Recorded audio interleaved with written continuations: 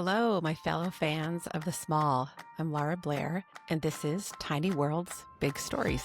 Here we celebrate the artists who craft small-scale magic, miniature makers, diorama dreamers, and dollhouse designers, and uncover the stories and creativity that bring these tiny worlds to life.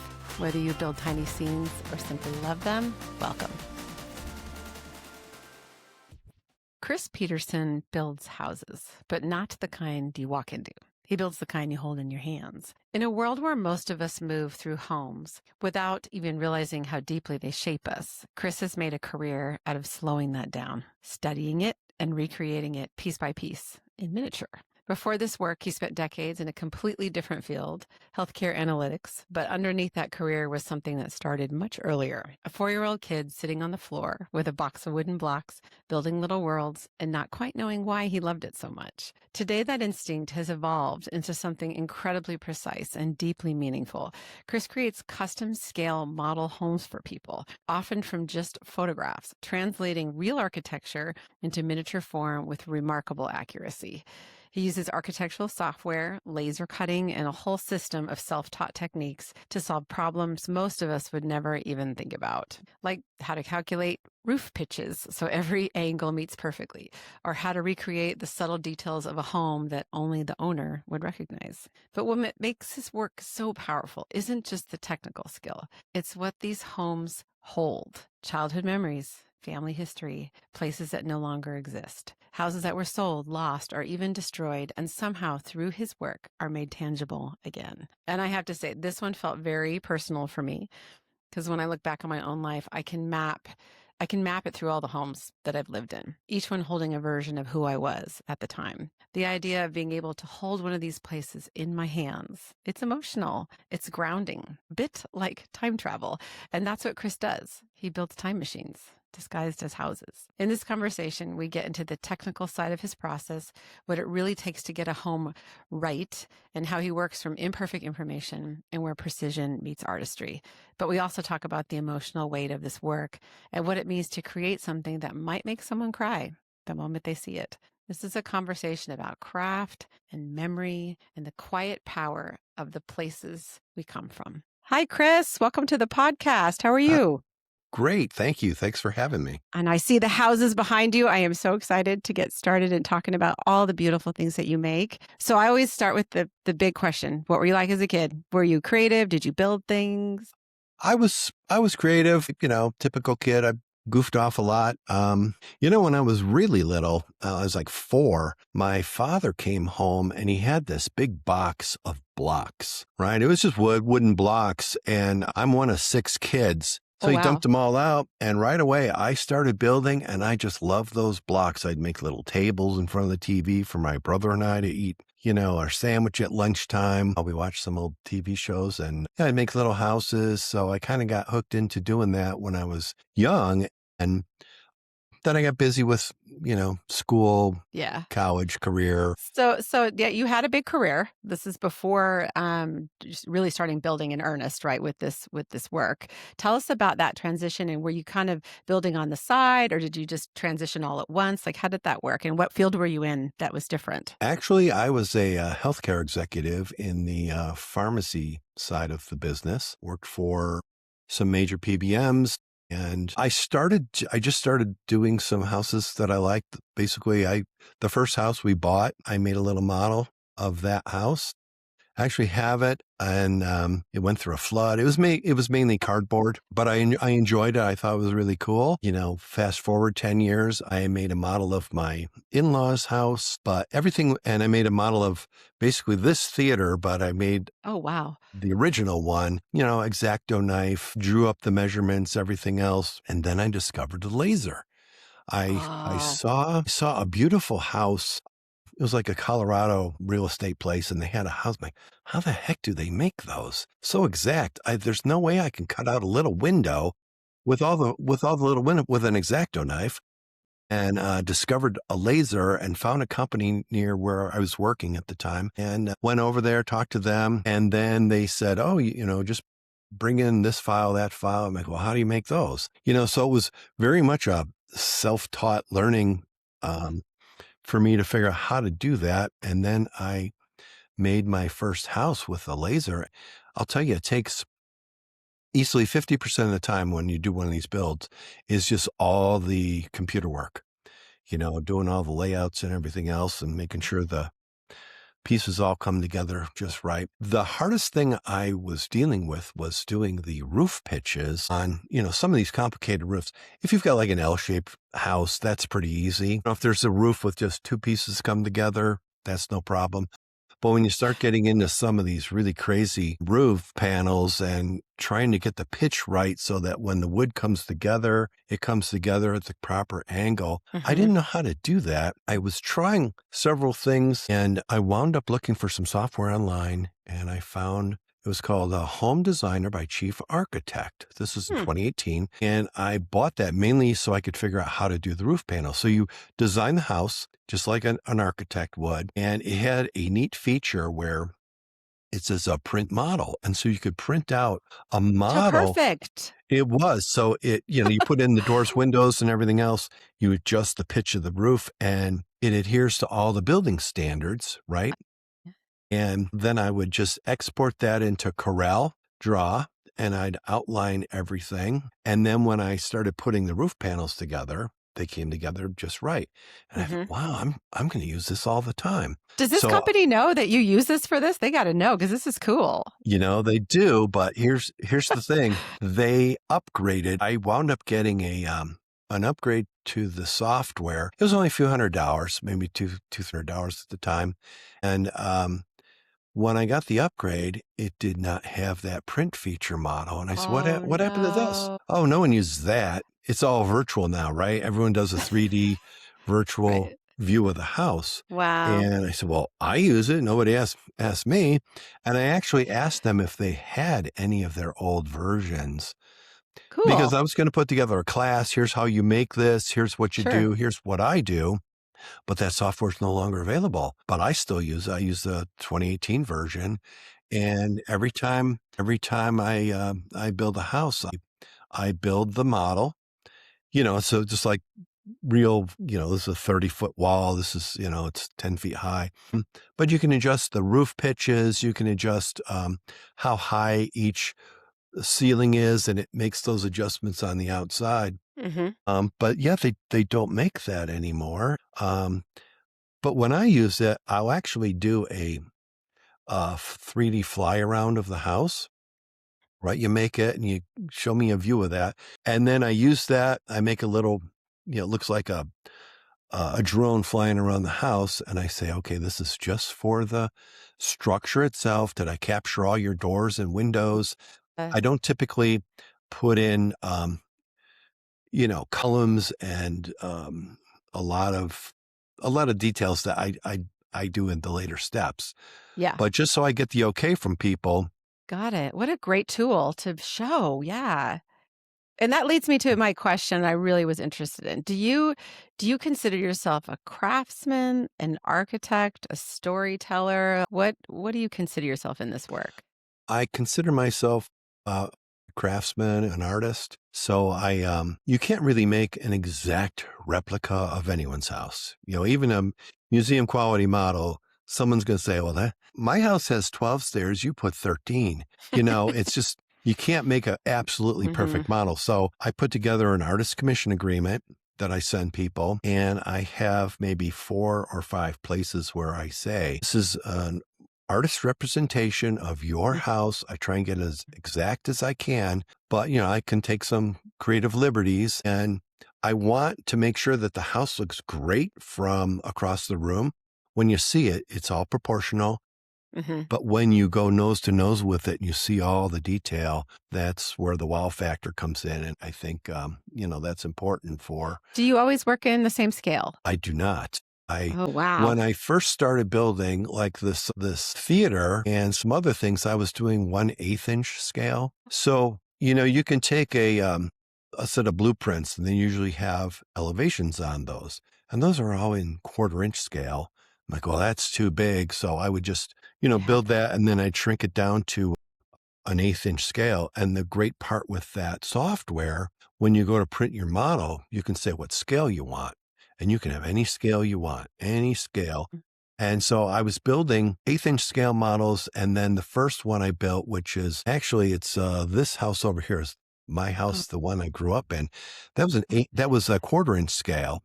And it's nice. It's big. The bigger they are, the more detail I can put on. And right. then um, a few guys asked me if I could build at S scale. Like S scale, what's that? I use models at S scale, yeah. Yeah, so it's about a 1/6 of an inch scale, so it's between Mhm. HO and 1/4 inch. It's big enough where you can put a lot of detail on there, yet it's small enough to display. The problem is some people want a house that's big and put the garage in the back and put the driveway in. Like that's going to take a lot of space, and you're going to have a hard time displaying that. I have a big house, and all this stuff is in the basement because there's room down here. But yeah, when I build a house, it's nice as I'm building it. I build the stuff in my home office, and I have a TV up there. I keep it on the table, and I just like, wow, that's a really cool house. Wow, that's really coming together. And but yeah, if someone says, whatever scale they want, or I ask what footprint does this model have to fit in, and I can adjust the scale down to do that. But I did what is it, 1:1, 12-inch scale. It's like Mm. the big dollhouse. Did a I did a facade of an old house in New Orleans. Production company called me and said, "Oh, we're thinking about doing this new pilot, and we want to put together a sizzle." And a sizzle is just like 20 minutes of what the show would look like. Yeah. And this happened to be for a guy that moved down there, and him and his partner wound up murdering somebody in the basement. And that's what this whole show was supposed to be about. It's all this gruesome stuff. So I was working with this woman, Panda Miniatures. I'm not sure if you've seen her Oh, stuff online. she's And amazing. Yeah, she I was talking with her, and then she recommended that they contact me to cool. build this big facade, which I did. I'll send you some photos of that.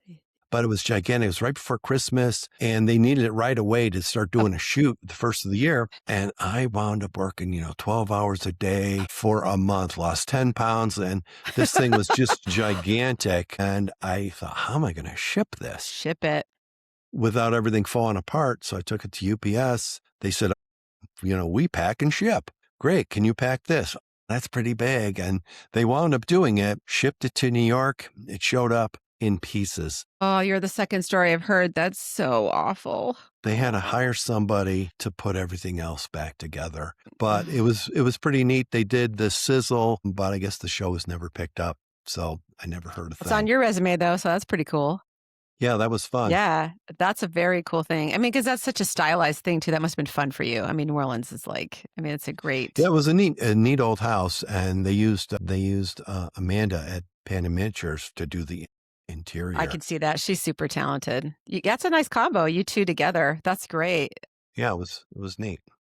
So when you're looking at photos, people send you photos of their houses. Do you have like an initial thing that you kind of start with or like, yeah, where do you begin? Obviously you're working on the software, but like in your head, all right, what's the feel of this house? What am I going to do? And if you ever had any issues where you just couldn't you needed to talk to the person to get the story behind the house.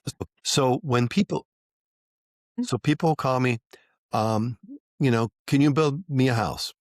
All the emails. I'm like, sure, send me photos or send me an address. I can look it up on Google to see how complicated it's going to be, how much time I think it's going to take. Hmm. I swear to God, 50% of the people don't ever send me anything. I never hear from them again. And then when I do look at a house, I'll look at it online, and I can try and do a fly around using Google, or just look at photos, kind of calculate in my head, are there a million different roof panels on there, porches, railings, all sorts of, columns and everything else, as opposed to something that's fairly simple. So I usually give people a quote. They get back to me if they're interested. And from there, I just start using that software, and I just start to create the shape of the house. Hmm. Sometimes there's a lot of things that I don't know how I'm going to build that. When I start, I have no idea what I'm going to do for that. Have you ever had anything you couldn't build? I've never not been able to build anything, everything and I've never said, That's too difficult for me to build. Everything's a challenge. And the thing is, everything is absolutely custom and unique, Right. right? For their particular house. Right. So I could tell you more about that later on, but it's hard for me as a business to really Right. scale because everything is custom. It might take me 4 to 6 weeks to build a house. And when I'm done, I feel like a surrogate mother. I've built this thing, I've created it, and I ship it off and I'm never going to see it again. Yeah. But if I build two of those, it's easier because I've done half the work with the design. No one's going to want your grandma's house. They want their grandma's house. Right. It's like doing a portrait. You do a portrait of your daughter. No one really wants a picture of your daughter. They want a picture of their daughter. So everything's different. Everything's unique. Architecturally, is there something that's more difficult than other things? Like, can you think of a build where oh, wow, how am I going to figure that out? And you figured it out, but it was hard. So doing anything that's curved, like a curved wall, somebody wants Uh, looks like a little castle with a turret on top. That's harder for me to do because I just use a laser. So everything's just right. 2D, square, everything comes together, all squares. I can do everything, but trying to do something that's curved, I do that. I soak the wood that I use in water Yeah. for several hours, and then I might make a jig or two so I know exactly how it's supposed to go. And then I take that wood and I'm able to bend it, use rubber bands or whatever, and Mhm. then I let it dry. And once it's dry, it keeps that shape. That's cool. Yeah. And that was a system you figured out. Are there other systems that you have put into place for particular parts of the build that have made it easier as you've gone since you started? There are. So everything I do is in wood. It's all wood. So if I'm doing a brick house, I etch all the bricks into the wood. And a lot of people there's some very decorative brick above windows or, something unique where they're not all horizontal. There might be a row or two of vertical bricks. So I build all that. And then if someone wants or they have like these big block, like stone facade, or there's part of the building that's stone. So I have some shapes and things in my computer where I can kind of apply those things, but most of the time I'm building that as I go. Or if I've done something that looks similar, I go, okay, well, whose house was that? I go look it up. I go in those Mhm. files and I might copy that. So you got your laser printer, but when do you just want to build it, hand build it? I would imagine there's quite a bit that you just do by hand. Well, yeah, I mean, the laser is just so I can cut things so they're nice and square. You can do all the little things, but then it's painting it, it's assembly. And, quite often I'll do something, it looks great on the computer, I'll cut the wood, I'll paint the wood, I'll etch the brick in, fill all that in with some joint compound so it looks like mortar. And then Right. I go to put it on the model and it's like, oh my gosh, what? And so I start over. It might Start take, over. it's hours worth of work. That's not right. So I got to get rid of that. Well, when you're precision building, I could see that's what you have to do, especially when it's custom like this. You just start over when it's not correct. It is. And I don't want to just, have big gaps. Things really need to be tight and come together. So Right. it looks good. And, the whole model is all based on everything fitting together. So if one piece is a little too big or a little too short, well, then everything else is going to be a little bit off. Yeah. And most of the time you probably wouldn't notice it, but I would notice it. So Uh-huh. I'm more of a perfectionist in that regard. So I want to make sure, all right, well, these people want me to do their house just right. And that's what I'm going to do. Do you do I'm seeing some landscaping and things. Have you ever had where it's been like a large platform where you do like a pool or the Sure. intricate yard? Because I would imagine people like that too, to be part of their home. So, I do a great job at building the houses. I don't do such a great job in my mind at doing all the landscaping with some intricate, trees and all that. I try and use actual plants so I can go Hmm. out for a walk. Someone might want a bush. Someone might want a tree. I can make pretty much anything the man made. I can't recreate what God makes. So making a tree, I might find a part of a bush or part of a weed or something that's, dried out and I can, sprinkle it with some leaves and put that in there, make some things that actually look like bushes. I can paint them green, maybe put some red paint so it looks like flowers and decorate that up quite a bit. But yes, I've done pools and pool houses and the verandas outside and all those little details that make the house special. I love that. Well, do you have little details that people might not notice up like at first, and then when they get really close or they live with the piece for a while, they're like special Chris details? Do you have something like that in your builds? Yeah, I wouldn't call them Chris details. I don't just etch shingles into a piece of wood and then paint it and go, there you go. Mhm. I'll make long strips, with the individual cuts for all the shingles, layer those on top of each other so they're a little offset so they look like actual shingles. I used to just put those on the building, on the roof as I made it, a little glue, and some of them they were a little crooked. So what I do now is I'll print off if it's S scale. So I've got my shingles, so I can print off a sheet of individual rows. I etch that into the wood, or not the wood, into paper. So I cut little strips of paper, and then I have a sheet of paper with the lines on them, and the lines are a little bit narrower than the shingles themselves. So I just line that up. I've got some videos on Instagram showing that process. So I line those all up, but it gives a nice 3D effect. And Mhm. that's what I want. I want everything to look fairly real. So if I'm doing a porch, the floor, I etch the lines in there. So And these are techniques that have changed over the years since you started. they're things I picked up, things that look a lot more realistic. One trick I've done a couple times, I only do exteriors for homes. It's really hard for me to do the interiors, and I have done that where someone wants walls, so I'll lay all that out with the doors and entryways. But what I could do is, if you want a wooden floor, I would print off on a computer or a color printer. Like I'll get a photo of a floor, print that off. And then I just stick that on there and you open it Mhm. up, take the roof off. You go, well, look, it's got a wooden Yes. floor and it looks great.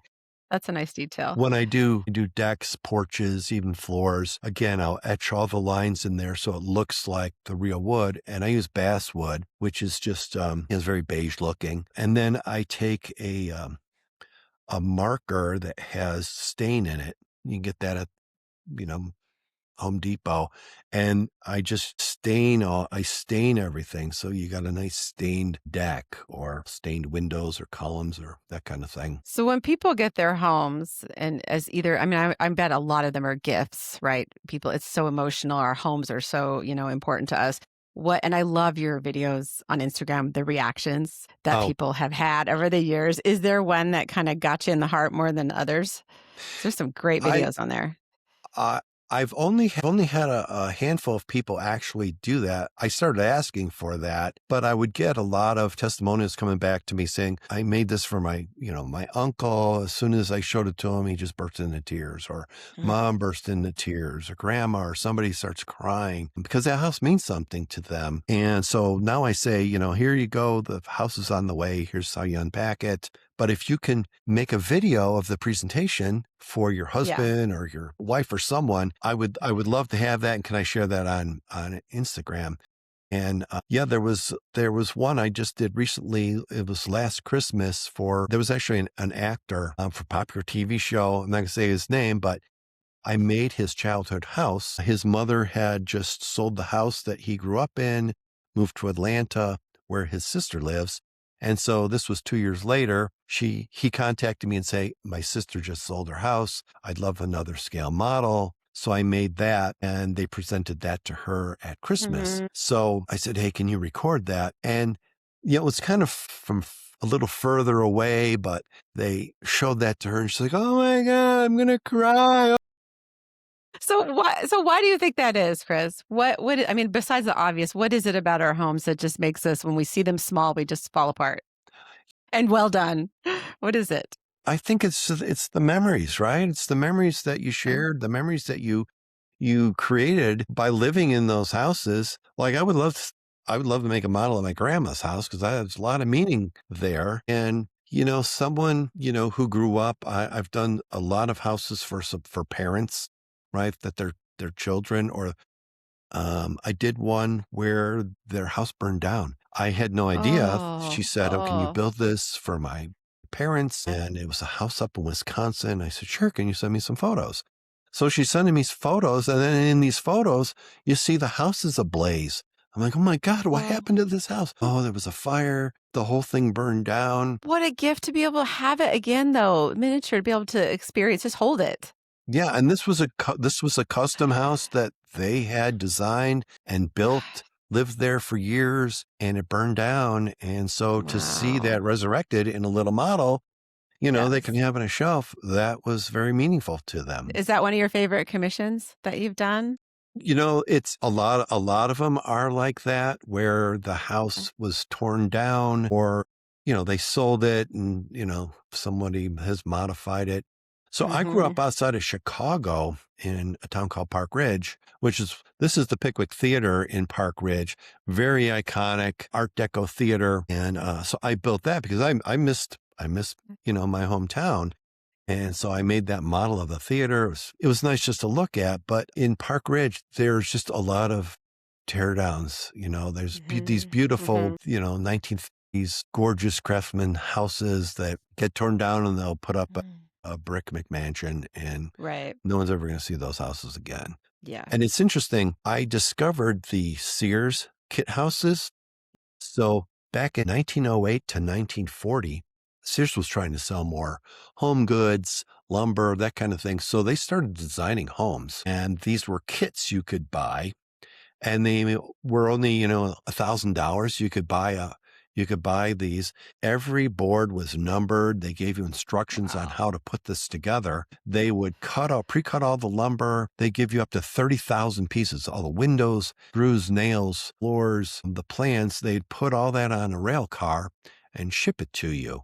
So we lived outside of Chicago. It's actually the first town outside of Chicago, and there's about 20 to 30 of these Sears kit homes that were built in the recent 40 or early that you could look up. I could look these things up in a Sears Do they catalog. consider them historical? Like, did they leave those houses because they were Sears kit homes, which is kind of a cool thing? Yeah, some of them have designated markers on them, and you can. They're just really cool. So this one here is a Sears Americas. I really love that house. It's a very traditional four square house. It's got lots Yeah. of detail on there, and so I decided to make that for myself because it's such a cool looking house.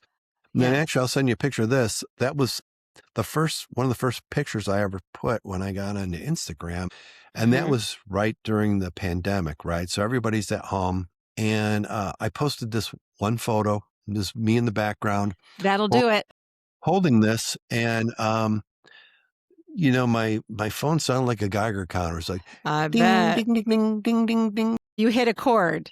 So I had like 17,000 likes on this thing. Oh. And, it's like the next day I'm like, what is going on? So is this like before you like went for it to really start? Is this what kicked you over the edge kinda to really wanna do it for everybody or people who commission you?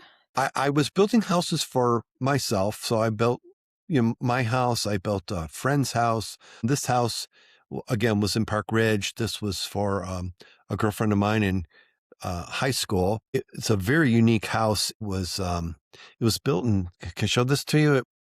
Bring it It was over, built, it please. was built in the I think 1915. And it looks like a Wow. Look, California bungalow. it really does. Very unique for Park It's a big Ridge. house. Yeah, I got little screens in there. Fantastic. Look at that. Well, she was pretty pleased, I would imagine, Yeah, so but again, I built this more more for myself. for you. I thought, "Oh, well, that is such a cool house. I'm gonna build that." When I built it, I did bring it over and showed that to her. That house is under some distress now, and it will more than likely be torn down. It's over Well, 100 years old, and it's starting to kind of you got it right there, sag. so at least you can see it. So you were doing these builds for yourself and you're really great at social media, by the way. You're very consistent, and that's how I found you because I just love looking at all the Sears house was what got me. I really love looking Oh, at those posts. Loved it. So how did you like, you're doing your own thing, the pandemic, obviously, everyone's on and you're doing how did you decide to go, I'm gonna do this as a business, and how do you balance, like, what you wanna make and what you're making for other people, especially now that you're in demand? So when I was doing some of these, I was only on Facebook. I was putting some things on Facebook, just my own profile. I was sharing that, and some of the people that lived in Park Ridge said, "Oh," this one lady reached out to me, Can you build my house?" "What? And she's going to pay me?" "Wow. Oh, okay. Yeah, I'd love to." And it was a really neat looking house. So that was really the first commission that I ever had. I Mm. think I charged her like $400. I mean, today it Oh, cost her no. $2,500 to make that thing, but Right. I spent a lot of time on it. Gorgeous house. So that's kind of how I got into it. I made one for her, posted that on Facebook. I did a few others. And then the Park Ridge Historical Society reached out to me and they said, "Hey, Hillary Clinton she grew up 3 doors away from me." And this was, after she became fairly popular, they said, "Hey, we're going to be doing this big presentation. She's going to come to the Pickwick Theater.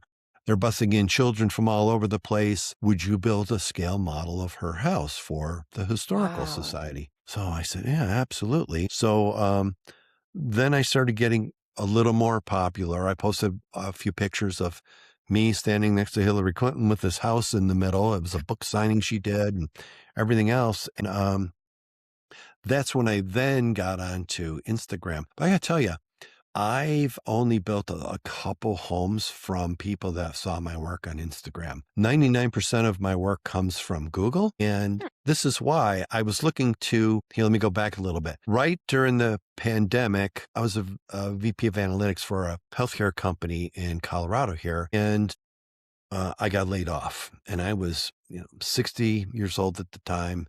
I thought, "Oh man, I'm never going to get another job," which I applied at every place, but nobody wanted to hire an old guy like me. So that kind of took off. And I thought, yeah, I'm going to start my own little website.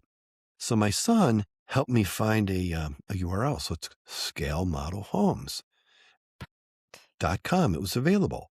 And How was that available? That's really something. it was available. And then I created scalemodelhomes@gmail.com was available. Grab that. Scale Uh-huh. Model Homes on TikTok was available. Scale Model Homes on Threads was available. So I thought, Scale Model Homes, that's what I do. It's easy to remember. It's not, Mhm. Chris's Model Houses. Yeah. It's got a ring to it that yeah, it says exactly what it is.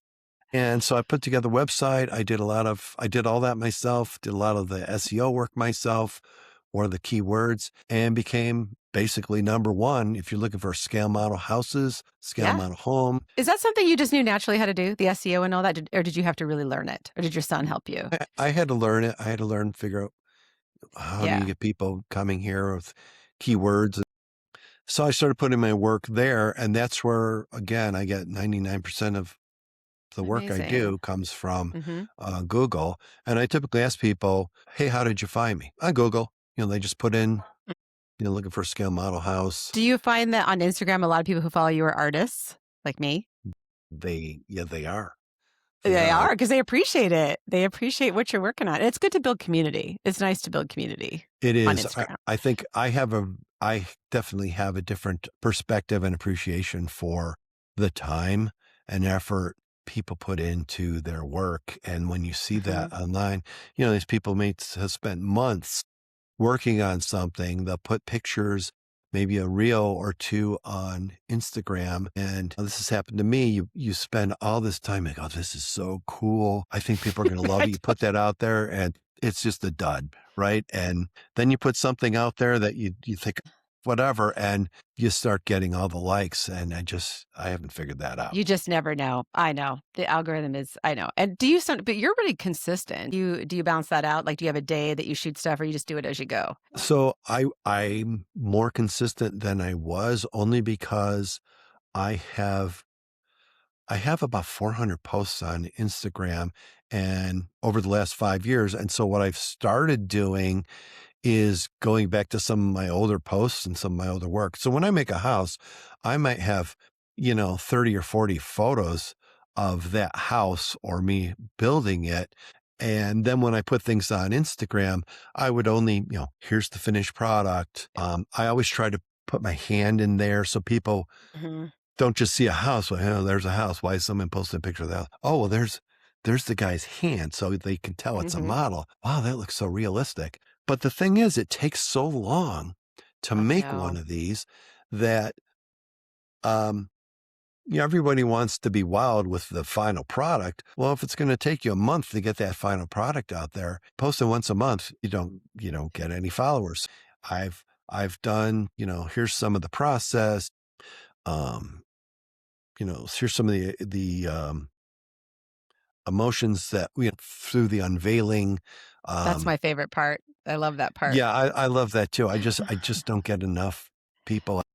Yeah, some people might not even wanna be on, the video. People are weird about being online, so I get that. Done a number of houses where they're like, we're very private.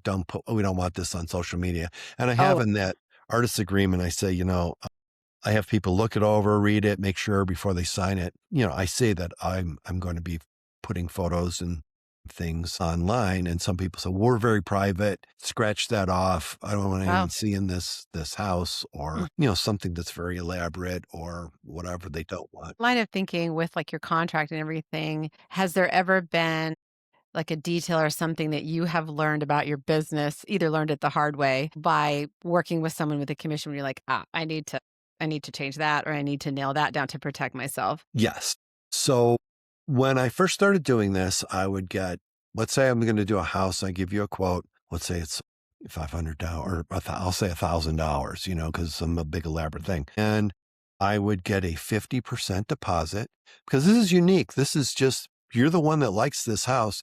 And really to be in this business for doing these or something that's custom, it takes a lot of time. It's only meaningful really for the person that I'm doing this for. And if they didn't want it, then I have to either auction it off or something.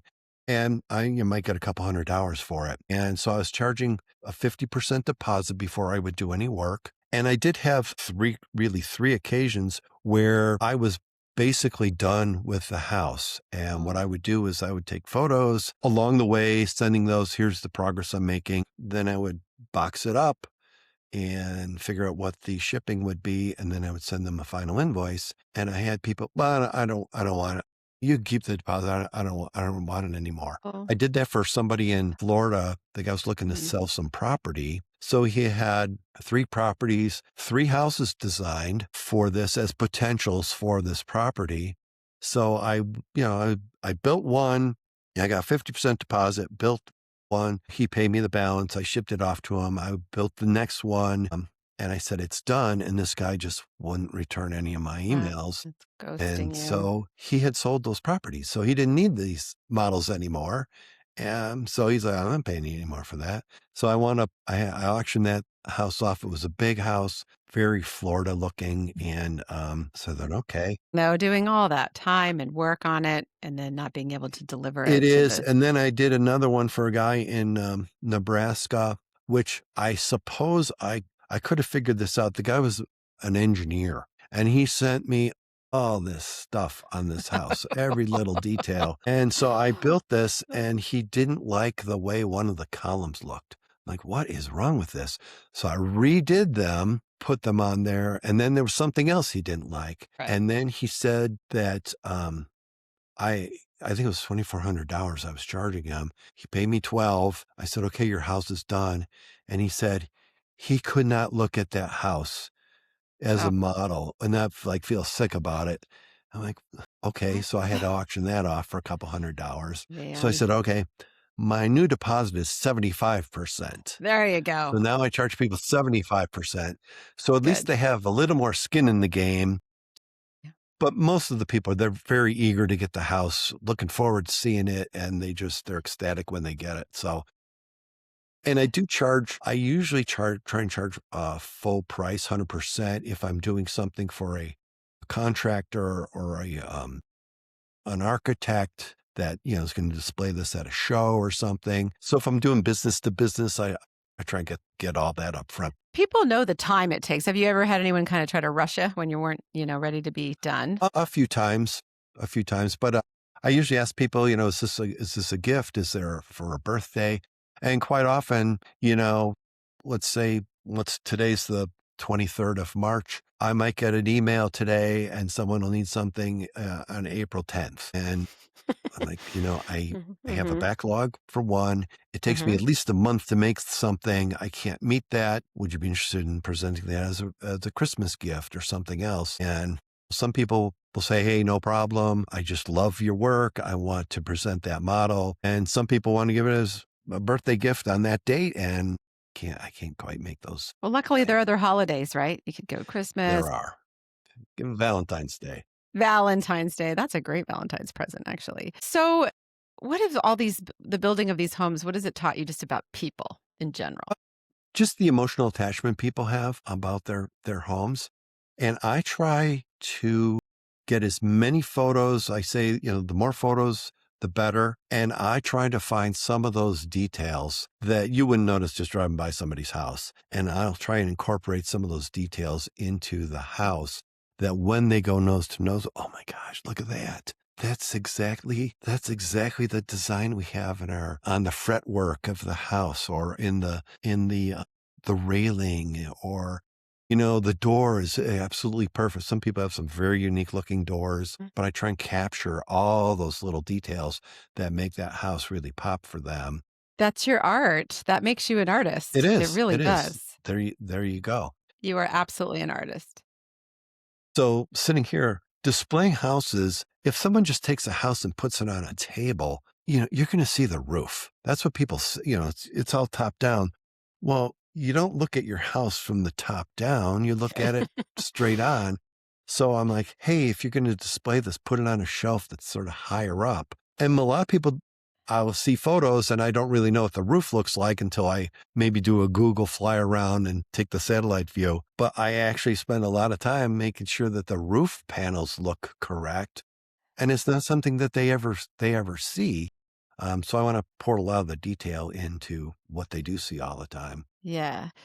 Do you That makes have community, like people who are diorama makers or scale modelers, or are you just so busy that it's not a ton of time to do that, but people you can bounce stuff off of? I have asked a few questions for some people, so I'm building a model of it's very sentimental. It doesn't get much more sentimental than this. There is a woman whose husband died several months ago, Mm. and she wants a scale model of a house. It's in San Francisco, beautiful 150-year-old house, lots of detail, and it's going to go into a columbarium, I think is what you call it. So she wants a little urn to go inside there where she'll put some of her Oh, husband's ashes. And then that's oh, going to go kind of like in a mausoleum.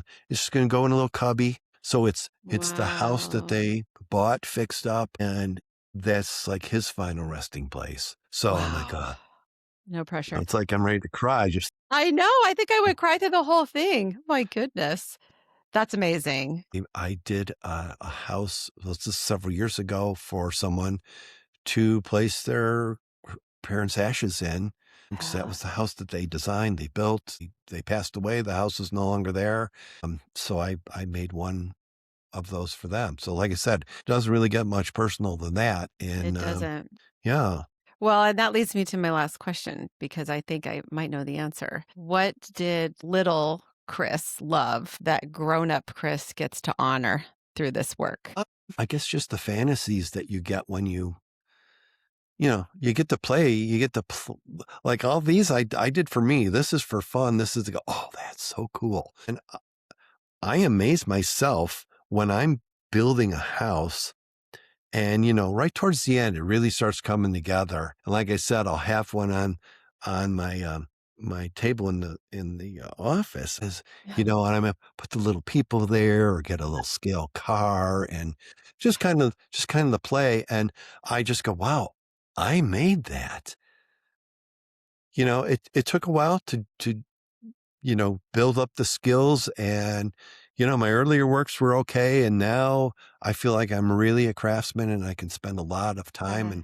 And, I've been able to take some shortcuts in some of the process that I've developed. I just really enjoy it. And then when you step back and you kind of walk around like, a helicopter pilot looking at this house, you go, that is really neat.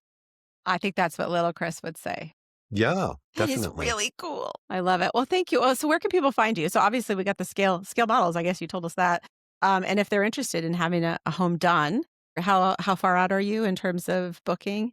So I just got a commission to do one of the largest houses in Denver. It's Wow. a 9,000 square foot house, looks like a Colorado mountain lodge. Hopefully, I'll be able to get over there maybe this week. The realtor reached out. Actually made a model of his house some time ago, and then he said, can you make a model of this house? I'm like, absolutely. But I only have photos that he took for the listing. So, having a picture of the garage, no, I don't have that. So hopefully I can go over, take some photos of this house. I'm doing that new urn project. So, but I can work on multiple houses at one time, which I really enjoy doing because sometimes, as fun as and creative as you can be working on these things, you could get really frustrated. Oh, boy, I need a break. Let me work on this. Let me work on this one. It's totally different. I could see So, where that would be helpful. like I said, when people contact me, I usually tell them, it might take me 80 or 100 hours to build that house. It's going to take me 6 weeks. Sorry about that. And Lily. yeah. And I have one house in front of yours. It's not like I have a huge backlog of houses to do. Still, people can find me yeah, people can find me at Scale Model Homes, scalemodelhomes.com and at Scale Model Homes. It's super cool. Super cool. Yeah. Do you ever want to teach? I'd like to put together a class, but one of the things that was preventing me from doing that was the software I told you I use has kind of become it's Oh, not available anymore. So my process is really my process. And I know a lot of guys use some other software that I really need to learn, like SketchUp. mhm. My brother uses SketchUp, and a lot of guys that do what I do use SketchUp, and I really need to transition over to SketchUp. I've just been so busy, it just takes a long time for me to. Well, it's hard too when it's already working for you. The one that you've got that is vintage is working for you. It I is, could see where it and would be difficult to, like, jump ship and go do something new because sure, learning something new takes time, and if you don't have time, I get it. Yeah, and maybe right. that's just yours. It's the way Hmm. you do it, which is really very cool and unique. Well, it's been so delightful talking to you. Thank you so much for coming on, taking some time and Sure. away from your homes and chatting, and, yeah, I'm a huge fan. Your work is so detailed and perfect and beautiful, and the whole emotional part of it is what I really connect with because my homes have been extremely important in my life. And I know that a lot of people feel that way. So cool that you do this work. It's a real contribution, to people and their histories. So thank you. Thank you. I appreciate the time. Yeah. Have a great week. Thanks, Thanks, you Chris. too. Take care. Bye. Bye. If you loved this episode, make sure you're subscribed on Apple or Spotify podcasts or the YouTube channel so you don't miss the stories and wisdom these incredible artists share. I'd love to see you inside my newsletter, Small by Design. On YouTube, just tap the link in the description. On Apple Podcasts, scroll to the bottom of the show notes. You can follow along on Instagram at Laura Blair Art Studio for my art and at Tiny Worlds Big Stories for podcast updates. If you're feeling generous, a 5-star rating helps other miniature fans find the show. Thank you so much for being here, and I'll see you next time in another tiny world with a big story.